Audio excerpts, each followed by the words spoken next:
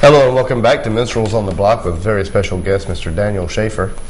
So Daniel, being that until you were 12 or 13, you basically were only able to listen to contemporary Christian, what kind of reaction was there resistance when you started branching out to other genres, like from your parents?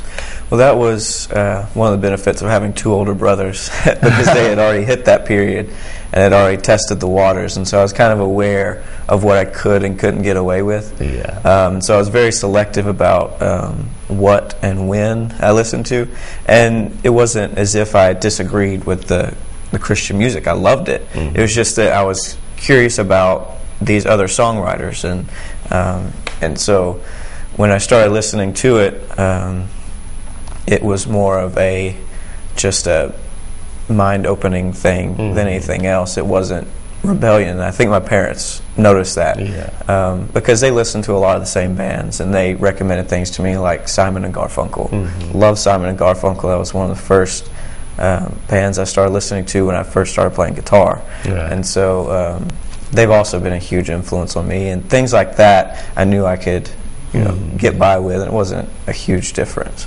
Yeah. Just wasn't any blasting of Mott the Hoople on a Saturday night. Not yet, anyway. So going into your current music, you've been playing these open mics, and what drives you to continue to write? I think it's just the camaraderie of songwriters, really. I've been writing songs with TJ Mackey, and working with Lucas Flores, another guy. He plays percussion for us. And so having that meeting on every Thursday night to come and play, and having practice every Saturday, Monday, whatever we're doing, pushes me to where I'm a very procrastinating person. I procrastinate terribly. And so it's just one of those things that I've had to plan things for myself to continue doing things and have goals to work towards. Yeah. Now, a few moments ago we talked about recording. Now, you don't have a CD? No, not yet. Now, tell me about your recording, how you record, where you record. Well, it's been a huge struggle because I've listened to so much music that I have all of this music in my head, and I know exactly what I want it to sound like. I can hear it all in my head, but getting it to come to pass in the real world, it's kind of interesting. But I record a lot of my own songs as a point of reference, so that later when I go back, I still have all of those ideas that I worked out originally. And I've actually released one song to Reverb Nation that I've recorded recently. Cool. It's pretty neat. Now, as far as the band, you've been working with TJ Mackey, great guy, and some of the other fellows. Tell me about your experiences with that. And now, how did you meet these guys? Well, my girlfriend was best friends with TJ back in high school, and they all went to school together and went to church together. And so she was telling me about there's this guy who's a great lead guitarist, and I met him, and he was a really cool guy. And so I was like, well, TJ, why don't we play some stuff together sometime? Just come over one Saturday night and we'll just jam. And we've been meeting every Saturday for about 2 months now, and just trying to get things together. How's it coming? It's coming pretty good. We're still in talks about a band name. That's kind of been a place of contention for us. That's awesome. Now, I've been seeing you come out to open mics, Fountain City Coffee Shop, and I've seen a lot of people come to open mic. I've seen people show up. I've seen people leave. I've been doing open mic for a little while now, and I've seen people come and people go, and I've seen a lot of people that I thought their songs were good, and then they disappear and I don't remember them or their songs, because in all honesty, they don't play. I don't see them long enough for the song to get ingrained in my head. Right. Your songs, when you started playing, I was like, here's this. How old are you? What, 20? 24. 24. Writing these songs that I'm a big fan of Jon Stewart, and the singer-songwriter, not the TV show host, and one thing about Jon Stewart is his writing style and his lyrics always just blew me away. It's like, man, how did somebody write like that? And not like gold. I'm talking about some of the stuff that you didn't hear on the radio. Yeah. Now, your stuff is unbelievable. Can you give any kind of reference or idea as to what brings you to that phenomenal sound or that way of writing? Well, first of all, thanks. Not a problem.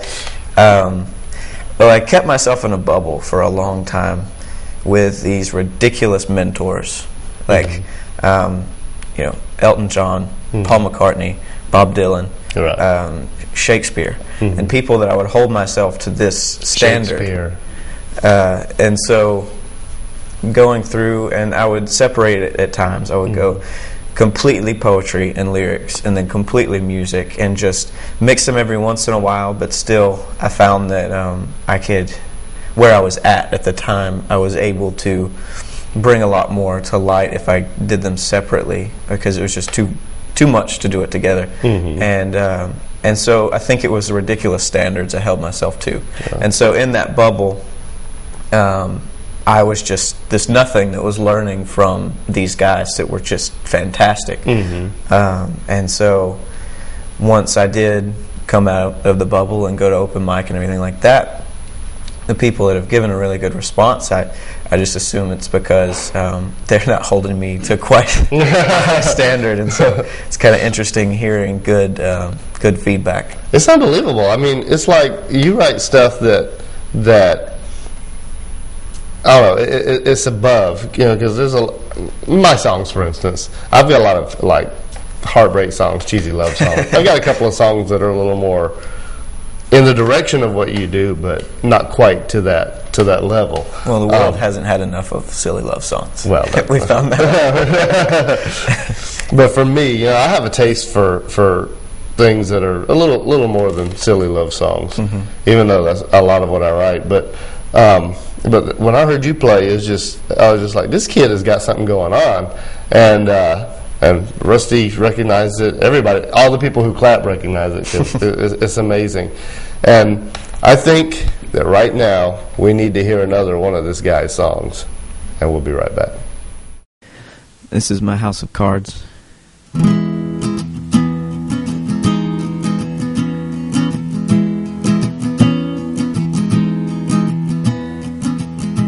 There's something happening over your shoulder.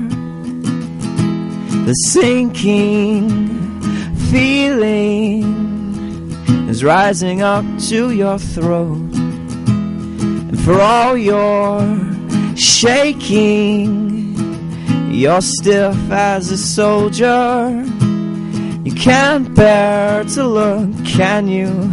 Can't bear to see the house of cards you built forever.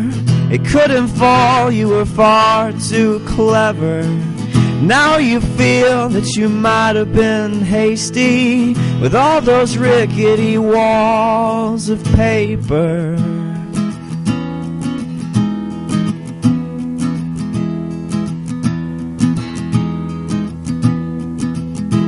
As usual, you thought hugs and kisses could make up misses in a matter of weeks.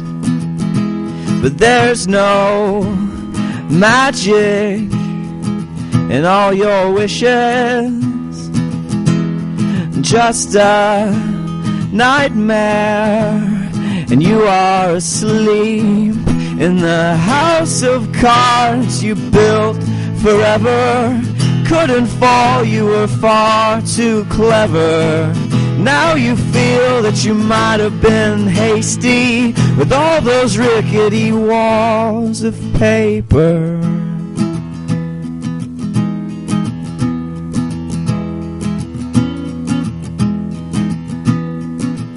But you're welcome to come over sometime for a game. a 52 pickup. We'll play it again and again and again. With a house of cards you built forever, they couldn't fall, you were far too clever. Now you feel that you might have been hasty with all those rickety walls of paper. House of cards you built forever, couldn't fall, you were far too clever. Now you feel that you might have been hasty with all those rickety walls of paper.